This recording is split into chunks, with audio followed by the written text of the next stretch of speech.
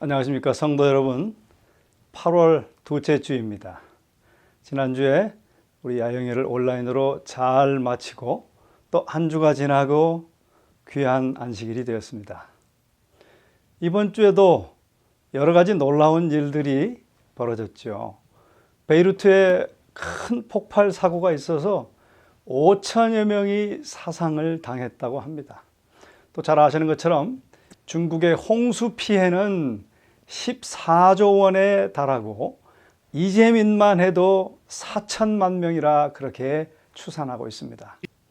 지금 미국은 또 허리케인 이사야스 때문에 미 북동부 남쪽에서부터 시작된 이 허리케인이 동부 해안을 다 휩쓸고 가서 여러 가지 어려움들을 당하고 있습니다. 국가들은 이렇게 불안한 가운데 있으며 이런 혼란의 시기가 우리에게 계속 임하고 있습니다. 사람들의 심령은 세상에 임하는 이런 일들 때문에 두려워함으로 낙담하고 있습니다. 여러분 잘 아시는 것처럼 마태복음 24장은 재림과 그 재림의 징조들을 기록한 장이라고 말합니다. 그 말씀 가운데는 분명하게 우리 주께서 당신의 재림에 관하여 말씀하시며 재림 전에 선행될 세상의 많은 징조와 위험들을 경고하고 계십니다. 그런데 거기 많은 징조들이 기록되어 있지만 그 장을 통틀어서 가장 중요한 말은요, 사실은 거기 있지 않아요. 그 말씀들을 다 기록한 후에, 재림과 재림의 징조들을 다 기록한 후에 똑같은 마태복음과 평행적인 공고한 복음을 기록한 누가는 강한 말로 이렇게 표현합니다. 이런 일이 되기를 시작하거든 일어나 머리를 들라 너희 구속이 가까웠느니라 라고 기록하고 있습니다. 여기 여러분 좀 궁금하지 않으세요? 왜 이런 일이 되기를 시작하거든 일어나 머리를 들라 재림이 가까웠느니라 라고 말씀하시지 않고 이런 일이 되기를 시작하거든 일어나 머리를 들라 너희 구속이 가까웠느니라 라고 말했을까요? 저는 그것이 참 의아하게 생각이 들었는데 로마서의 그 의아한 생각에 대한 힌트를 기록한 것을 찾을 수 있었습니다. 로마서 8장 23절에 보면 바울은 이렇게 기록합니다. 우리 곧 성령의 처음 익은 열매를 받은 우리까지도 속으로 탄식하여 양자될 것 곧 우리 몸의 구속을 기다리느니라 라고 말했어요. 아까 그 누가복음 21장의 말씀과 일맥상통하죠.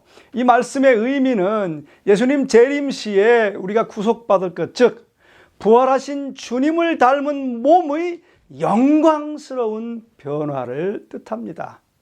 그러므로 누가복음 21장에서 말한 그 의미의 암시하는 바는 우리가 이런 재림의 징조들 가운데 더욱 중요한 것은 믿음으로 성령을 받아 변화하고 성화되어서 그리스도의 영광에 참여하게 될 최종적 몸의 구속이 더 중요하다는 것을 암시하고 있습니다. 이러한 영광스러운 구속은 오늘날 하나님의 언약을 기억하며 예수 그리스도의 복음에 합당한 열매를 오늘 그리고 매일 맺고 있는 성도들에게 준비된 것입니다. 그렇게 몸의 구속을 위하여 준비해야 하는데 사람들은 그것을 준비하지 않고 노아의 때와 같이 있다는 것입니다. 그러면서 마태복음은 그 재림의 징조장에서 이렇게 계속 말하고 있습니다. 마태복음 24장 37절 39절 사이에는 노아의 때와 같이 인자의 임함이 임박한 때에도 그러하겠다는 뜻이에요. 어떻게 그러하겠다? 홍수전에 노아가 방수에 들어가던 날까지 사람들이 먹고 마시고 장가가고 시집가고 있으면서 홍수가 나서 저희를 다 멸하기까지 깨닫지 못하였으니 인자의 임할 때도 이와 같으리라는 말입니다. 시집가고 장가가고 그런 게 뭐 나쁜 게 있나요? 왜 그러면 그것을 나쁜 의미의 뉘앙스를 주고 있을까요? 노아의 때 형편을 한번 살펴보면 해답을 찾을 수 있습니다. 창세기 6장 5절에는 그때의 형편을 이렇게 기록합니다. 여호와께서 사람의 죄악이 세상의 관영함과 그 마음의 생각의 모든 계획이 항상 악할 뿐임을 보시고 라고 설명합니다. 즉 마태복음에 기록된 노아의 때 같이 지금도 그럴 거다라고 하는 의미는 뭔가 하면 노아의 때 주민들은 여호와를 떠나고 그분의 거룩한 뜻을 행하기를 거절했다는 것입니다. 그들은 자신의 거룩하지 못한 상상과 악한 생각을 따라 행했다는 거예요. 즉 자아의 생각과 주장만을 따라했다는 것입니다. 그들이 멸망당한 것은 그들의 죄악 때문이었는데 오늘날 세상도 같은 길을 따라가고 있다는 것이죠. 오늘날 하나님의 율법을 범하는 자들이 세상을 죄악으로 가득 채우고 있어요. 그들은 내기, 도박, 또 경마, 또 갬블, 또 방탕, 음란한 행위, 억제할 수 없는 정욕들, 그런 것들로 이 세상을 가득 채워서 신속하게 난폭한 행위로 세상이 가득 차고 있다라고 하는 것입니다. 자기의 뜻대로, 자기 이기적인 생각대로 계속함으로 그렇게 세상을 이기적으로 또 난폭한 행위로 가득 채우고 있다는 것이죠. 그런데 이제 노아의 때 같이 사람들이 그러할 것인데 믿는 자는 마태복음 24장 42절에 이렇게 말합니다. 다 함께 읽어볼까요? 그러므로 깨어있으라 라고 말합니다. 여러분 이 말씀 그러므로 깨어있으라 라는 이 경고의 말씀은 24장의 거듭되는 주제를 구성하고 있습니다. 징조가 아니고 사건이 아니고 바로 이 말씀이 가장 중요한 핵심이에요. 자, 그러므로 깨어있으라 라고 하는 그 말씀을 하시면서 그 다음에 중요한 얘기들을 많이 하고 계시는데 우리 항상 하나님께서는 다가오는 심판에 대하여 사람들에게 경고를 주셨습니다. 사람들의 각 시대를 위한 하나님의 기별을 믿고 하나님의 계명을 순종함으로 믿음을 실천한 자들은 불순종하고 불신하는 자들에게 내려졌던 심판을 면하였습니다. 예를 들면 노아의 때에 노아에게 창세기 7장 1절에 보면 너와 네 집은 방주로 들어가라 라고 말씀하셨어요. 그것은 그때 당시에 노아 때의 현대 기별이었어요. 노아는 그 말씀에 순종하여 구원을 얻었던 것이죠. 또 롯에게 여호와께서 이렇게 말씀하셨습니다. 창세기 19장 14절에 너희는 일어나 이곳에서 떠나라 라고 그때 그 당시에 기별이 임하였습니다. 롯은 그 기별을 청종하여 소돔을 떠남으로 구원을 얻었던 것이죠. 이와 같이 그리스도의 제자들도 경고를 받았어요. 예루살렘 멸망에 대한 경고를 받았는데 누가복음 21장에 보면 이렇게 말합니다. 너희가 예루살렘이 군대들에게 에워싸이는 것을 보거든 그때에는 유대에 있는 자들은 산으로 도망하라 라고 말씀해 주시고 미리 경고해 주셨어요. 그 경고의 기별은 그 시대를 위한 하나님의 기별이었습니다. 그 시대를 위한 하나님의 기별을 듣고 순정하여 그 예루살렘 도성에서 나와서 산으로 도망한 자들은 멸망에서 벗어날 수 있었습니다. 그와 마찬가지로 우리들에게도 그리스도의 재림과 세상에 임할 멸망에 대한 경고가 주어졌어요. 이 경고에 주의하는 자들은 구원을 얻을 것이다 라고 하는 것입니다. 그러므로 깨어 있으라 라고 말하면서 주시는 경고의 기별, 그것이 뭘까요? 영감의 글은 그러므로 깨어 있으라 라는 말씀에 대해 세 가지를 강력하게 호소하고 있습니다. 그냥 눈만 말똥말똥 뜨고 깨어 있으라는 말이 아니고요. 세 가지를 울면서 우리에게 호소해 주고 있다, 그 말이에요. 그 첫 번째 호소의 기별은 죄에 대한 심판을 두려워하고 그분의 자비의 제한을 거절하는 큰 죄를 깨달아 알라라고 하는 것입니다. 영감의 글은 이 첫째 호소에 대해서 이렇게 더 자세히 말합니다. 그리스도의 재림에 대한 기대는 사람들로 하여금 주를 두려워하게 하며 죄에 대한 심판을 두려워하게 해야 한다. 이것은 그분의 자비의 제한을 거절하는 큰 죄에 대해 일깨워 주어야 한다라고 말했어요. 자, 그 경고의 기별은 사실 첫째 천사의 기별입니다.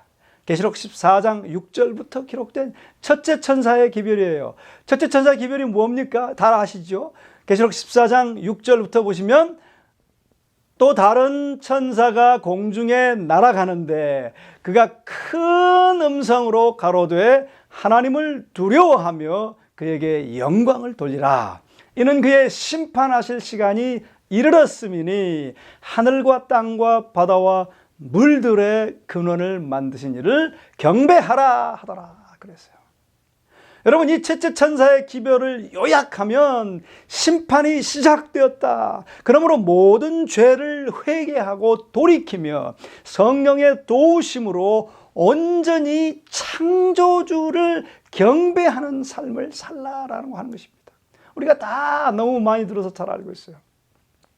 온전히 창조주를 경배하는 삶으로 변화되지 않고 성화는 안 되면서 예수 믿기만 하면 심판을 통과할 수 있다라고 일축해서 말해버립니다. 그런 이해, 그런 믿음은 안 돼요. 여러분, 심판을 두려워하고 이기적인 죄를 멈추고 이제는 진정으로 예배의 삶, 즉 말씀이 육신이 된 삶을, 즉 그리스도와 같은 삶을 살아야 한다는 것입니다. 또 이 팬데믹과 여러 재해들을 통해서 하나님께서는 자비의 제안들을 우리에게 주신다는 거예요. 그 하나님의 자비의 제안을 거절하지 말고 깨달아야 한다는 것입니다. 그 자비의 제안이 무엇인가요? 힌트를 예레미야 애가 3장에서 찾을 수 있는데요. 3장 22절부터 이렇게 말합니다. 여호와의 자비와 긍휼이 무궁하심으로 우리가 진멸되지 아니함이니이다. 이것이 아침마다 새로우니 주의 성실이 크도소이다. 여러분, 이 말씀의 의미가 뭘까요? 이 팬데믹과 재난 중에 우리가 진멸되지 않고 지금 살아있는 이유가 뭘까요? 영감의 글은 우리에게 이렇게 답을 줍니다.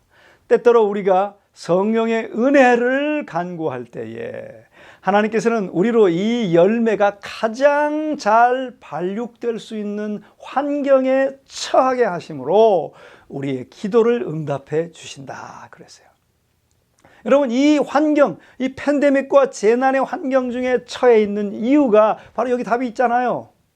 재림하실 때 그 주님의 영광의 빛으로 우리가 진멸되지 않도록 지금 이 팬데믹과 재난 중에 모든 죄를 회개하고 자백하고 죄 짓기를 멈추고 죄를 버리고 성령의 임재를 위한 간절한 기도와 함께 자신을 하나님께 온전히 드려서 계명, 즉 말씀이 육신이 된 주님 닮은 삶으로 변화하고 성화하라고 이 환경에 처하게 해 주셨다는 것입니다. 영감의 글은 계속 말씀하십니다. 그러나 우리는 이러한 목적을 이해하지 못하고 이상히 생각하며 낙심한다. 그러나 성장하고 결실하는 과정을 거치지 않고는 아무도 이러한 덕성을 개발할 수 없다. 우리가 할 일은 하나님의 말씀을 받아들이고 그것을 굳게 붙잡고 우리 자신을 전적으로 목적으로 그 말씀에 굴복시키는 것이다. 이렇게 할 때 우리 안에서 하나님의 목적이 성취될 것이다 라고 말합니다. 아멘. 할렐루야. 자, 여러분, 이 첫째의 호소를 잘 정리해 보면 이렇습니다. 이런 재난 중에 죄에 대한 심판을 두려워하고 그분의 자비의 제한을 깨닫고 그것을 거절하지 말고 인내하며 청종하라라고 하는 것입니다. 자, 그리고 또 그러므로 깨어있으라에 관한 두 번째 읍소는 진리에 순종함으로 영혼을 정결하게 하라라고 하는 것입니다. 영감의 글은 이렇게 기록하고 있습니다. 주를 기다리는 자들은 진리에 순종함으로 저희 영혼을 정결하게 해야 한다. 여러분, 이런 증언의 말씀을 그냥 순종해 라고 그렇게만 이해하면 안 돼요. 여기서는 진리에 순종함으로 영혼을 정결하게 해야 한다라고 말했어요. 무슨 뜻일까요? 이 증언은 지금 이 상태로는 안 되고 진리에 순종하면서 우리 모두의 영혼들을 정결하게 해야 한다는 것입니다. 어떻게 정결하게 할 수 있나요? 에베소 5장 26절은 우리에게 해답을 던져줍니다. 물로 씻어 말씀으로 깨끗하게 하사 거룩하게 하시고 그랬는데, 다른 번역에 보면 물로 씻어 말씀으로 정결하게 하사 거룩하게 하시고 라고 기록되어 있습니다. 말씀으로 씻어 정결하게 되고 그 다음에 거룩하게 돼야 된다 그 말이죠. 거룩하게 된다는 것은 성화를 의미합니다. 많은 사람들은 여기서 그냥 깨끗하게 정결케 되는 것만 생각하는데요, 이 말씀은 정결하게 되고 우리 죄를 씻어서 정결하게 되고 그 다음에 거룩하게 해야 된다라고 하는 것을, 성화된다 또 변화돼야 된다고 하는 것을 같이 말씀하고 있다는 것입니다. 영감의 글은 이렇게 기록하고 있습니다. 지금은 준비할 시간이다. 하나님의 인은 부정한 남녀의 이마에는 결코 처지지 않을 것이다. 그것은 야망적이요 세상을 사랑하는 남녀의 이마에도 결코 처지지 않을 것이다. 그것은 거짓된 혀나 속이는 마음을 가진 남녀들의 이마에는 결코 처지지 않을 것이다. 인을 받는 모든 사람은 하나님 앞에 흠이 없는 하늘의 후보자들이어야 한다라고 기록합니다. 즉 거룩하지 않고 성화되지 않는 자들은 인 못 받는다는 것입니다. 그러므로 우리가 진리에 순종함으로 저희 영혼을 정결하게 하지 않는 자는 인 못 받는다는 얘기예요. 자, 그럼 어떻게 진리에 순종해서 저희 영혼을 정결하게 하고 또 거룩하게 될 수 있을까요? 영감의 글은 우리에게 정확한 해답을 던져주고 있습니다. 우리들의 준비는 신령한 은혜의 보좌에 계신 하나님에게서 얻는 것이어야 한다. 하나님의 은혜를 받아들일 때 우리 자신의 무능력을 깨닫고 그 무능력이 드러나게 될 것이며, 그리스도의 위엄과 영광만이 우리의 힘이, 능력이 된다는 것을 깨닫게 된다는 것입니다. 그리고 성령의 지도는 우리를 모든 진리 가운데로 인도하십니다. 성령께서는 우리를 그렇게 진리 가운데 인도하셔서 하나님께 속한 거룩한 사물들, 진리의 사물들을 취하사 우리들에게 보여주시며 사람의 마음에 살아있는 능력으로 전달해 주신다는 거예요. 그 진리, 또 하나님의 사물들을 우리에게 전달해 줄 때 성령께서 그것이 변화시키는 능력으로 우리에게 전달해 주신다라고 하는 것입니다. 그러면 창조주의 완전한 형상이 우리에게 찍혀지게 하는, 영혼을 정결케 하는 사랑으로 역사하는 신앙을 갖게 된다는 것입니다. 그 능력이 우리에게 확 다가와서 우리를 하나님의 형상으로 바뀌어지게 하고 영혼이 그렇게 해서 정결케 되고 거룩해 하게 하는 사랑으로 역사하는 믿음을 더욱 그런 것을 경험하면 할수록 갖게 된다라고 하는 것입니다. 여러분, 진리에 순종하여 영혼이 정결케 된다는 것은 바로 이런 것을 의미합니다. 말씀 즉 진리로 죄가 씻겨지고 정결케 되고 거룩하게 되면 당연히 성품도 주님을 닮게 되는 것입니다. 그런데 영감의 글은 이렇게 우리에게 경고해 줍니다. 많은 사람들이 자신의 영혼을 속이고 있다. 왜냐하면 그들은 진리에 동의하고 있는 한편 그 진리를 통하여 성화되는데 실패하고 있기 때문이다 그랬어요. 우리의 모든 교회 안에 철저한 개혁이 필요하다. 하나님의 회심시키는 능력이 교회 안에 들어와야만 한다. 지극히 열렬하게 하나님을 찾고 우리의 죄를 벗어버리고 멈추고 위로부터 능력을 받을 때까지 간절한 마음으로 기도하면서 머물라라고 하는 것입니다. 그러면 아까 읽었던 그런 놀라운 역사가 우리 가운데 일어난다 이 말이에요. 그렇게 진리에 순종함으로 그대의 영혼을 정결하게 하라라고 말씀하고 있습니다. 여러분, 그분은 우리의 죄를 정결케 하시고 우리의 품성의 결점들을 제하시며 우리의 성질과 성격의 약점들을 치료하시러 재림하시지는 않습니다. 이 일이 우리에게 이루어져야 한다면 어떤 일이요?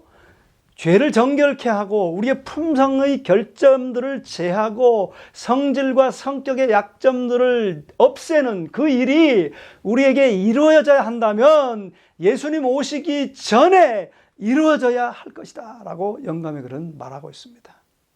여러분, 주님이 오시면 거룩한 자는 그대로 그냥 거룩하게 됩니다. 그들의 몸과 정신을 성결과 성화와 존귀로 보존한 자들은 그때, 즉 예수님 오실 때 이제 불멸의 마무리 손질만 받게 되는 거예요. 그리고 이제 하늘에 가는 거죠. 그러나 그때 불의하고 성화되지 못하고 더러운 자들은 그대로 남고 멸망하게 될 것입니다. 그때 가서 결점을 제거하고 거룩한 성품을 주는 일은 없을 것이에요. 그러므로 우리에게 이 일이 이루어져야 할 시간은 바로 지금입니다. 또 영감의 글은 이렇게 말하죠. 우리의 품성에 하나의 점이나 흠이라도 있는 동안에는 우리들 중 아무도 하나님의 인을 받지 못할 것이다. 우리의 품성에 있는 결함들을 고치고 심령의 전에서 모든 불결을 정결케 하는 일이 우리에게 맡겨져 있다. 그것들이 고쳐지고 정결케 될 때 오순절날 제자들에게 이른 비가 내렸던 것처럼 늦은 비가 우리에게 내릴 것이다 그랬어요. 여러분, 이 둘째 읍소, 즉 그러므로 깨어있으라라고 하는 그 말씀의 둘째 읍소는 다시 한번 정리하면 이렇게 진리에 순종하여 성령을 통해 영혼을 정결하게 하시고 성품의 정결도 이루라 하는 것입니다. 우리 꼭 그런 일들이 우리 가운데 이루어지게 되시기를 주의 이름으로 간절히 축원합니다. 세 번째 읍소는 정결한 삶으로서, 그렇게 정결케 되어지고 거룩하게 된 삶으로서 일하고 현대 진리를 전하라 라고 하는 것입니다.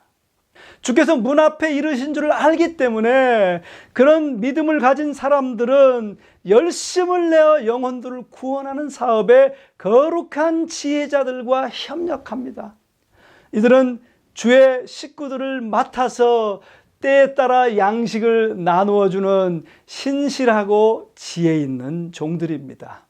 그 세 번째 읍소에 대해서 자세하게 영감의 글은 이렇게 설명해 주고 있어요. 그들은 특별히 말씀을 전하는데 그들은 특별히 오늘날 적용되는 현대 진리를 전파한다. 에녹과 노아와 아브라함, 모세 등이 각각 저희 시대에 알맞는 진리를 전파한 것처럼 지금 그리스도의 종들은 이 시대에 대한 특별한 경고를 발해야 할 것이다 그랬어요. 이 말은 무슨 말인가 하면 제가 지금 설명드렸던 그러므로 깨어 있으라라고 말씀하실 때 예수님의 재림이 가깝고 징조가 도처에서 보여질 때 1번과 2번, 첫 번째와 두 번째의 기별, 그것이 바로 현대 기별인데요. 이 시대에 알맞는 적절한 시의 적절한 기별인데요. 그런 특별한 경고를 발해야 한다 그 말입니다. 그 기별을 바라는 사람들이 진리에 순종하여 영혼이 정결해진 하나님의 백성으로서 이 특별한 경고를, 이 현대 기별을 발해야 한다는 것입니다. 우리의 성화된 입으로, 변화된 인격으로 말씀의 삶 자체가 메시지여야 한다라고 하는 것입니다. 실물교훈 415페이지는 그것을 이렇게 설명하고 있어요. 세상에 비칠 마지막 자비의 빛, 곧 세상에 전파되어야 할 마지막 긍휼의 기별은 하나님의 사랑의 품성을 드러내는 것이다 라고 말했어요. 그리스도께서는 이 세상에서 그분의 정신과 품성을 대표할 자들을 무엇보다도 가장 간절히 갈망하신다. 사람을 통하여 구주의 사랑이 나타나는 것보다 세상이 더 절실하게 필요로 하는 것은 없다라고 하는 것입니다. 여러분, 세상의 모든 것들이 지금 흥분과 동요 상태에 있습니다. 때의 징조들은 불길합니다. 다가오는 사건들은 그 앞에 그늘을 들이우고 있습니다. 하나님의 성령은 세상에서 떠나고 있으며 바다와 육지에서 재난이 꼬리를 물고 일어나고 있습니다. 태풍과 지진과 화재와 홍수, 그리고 온갖 부류의 사건들이 일어나고 있습니다. 누가 미래를 알 수 있습니까? 어느 곳이 안전할까요? 인간적인 것이나 세상적인 것 중에 확실하고 안전한 것은 아무것도 없습니다. 그럼에도 불구하고 그들은 안절부절하면서 그 나라들의 지도자들의 움직임을 바라보고 기다리고 있습니다. 사랑하신 우리 성도님들이시여, 그런 중에도 사람들은 또 여전히 먹고 마시며 심고 짓고 장가가고 시집갑니다. 상인들은 여전히 사고 팔고 있으며 사람들은 서로 밀면서 가장 높은 자리를 차지하기 위하여 싸웁니다. 쾌락을 사랑하는 자들은 여전히 극장과 경마장과 도박장으로 몰려들고 있습니다. 은혜의 시간은 지금 속히 맞춰지려 하고 있습니다. 모든 사람의 운명이 영원히 결정되려고 합니다. 사단은 자기의 때가 얼마 남지 않음을 알고 있어요. 그래서 사단은 은혜의 때가 끝나고 자비의 문이 영원히 닫힐 때까지 사람들을 속이고 현혹시키며 마음을 사로잡아 도취시키려고 그의 모든 대리자들을 총동원하여 일하고 있습니다. 그럴 때에 우리에게 주님께서는 이렇게 경고하신 것입니다. 누가복음 21장, 너희는 스스로 조심하라. 항상 기도하며 깨어있으라 라고 말씀하여 주신 것입니다. 그러므로 여러분, 이 깨어있으라의 세 가지 호소를 꼭 기억하게 되시기를 간절히 바랍니다. 첫째는 죄에 대한 심판을 두려워하고 그분의 자비의 제한을 거절하지 말고, 거절하는 것은 큰 죄인 것을 깨달라 그랬어요. 두 번째는 진리에 순종함으로 영혼을 정결하게 하라라고 하는 것입니다. 이 1번, 2번이 현대 기별이에요. 그래서 정결한 삶으로서 일하고 그 현대 기별을 그 정결한 삶과 인격과 변화된 성화된 모습으로, 삶으로 이 세상에 마음껏 전파하는 여러분과 제가 되기를 주의 이름으로 간절히 호소하며 말씀을 마치겠습니다. 기도하겠습니다. 사랑의 아버지 하나님, 우리를 불쌍히 여겨주셔서 이 시대에 적절한, 시의 적절한 현대 기별들을 주셔서 감사합니다. 아버지, 이 심판을 두렵게 생각하고 두렵고 떨리는 마음으로 준비하는 저희가 되게 해 주시옵소서.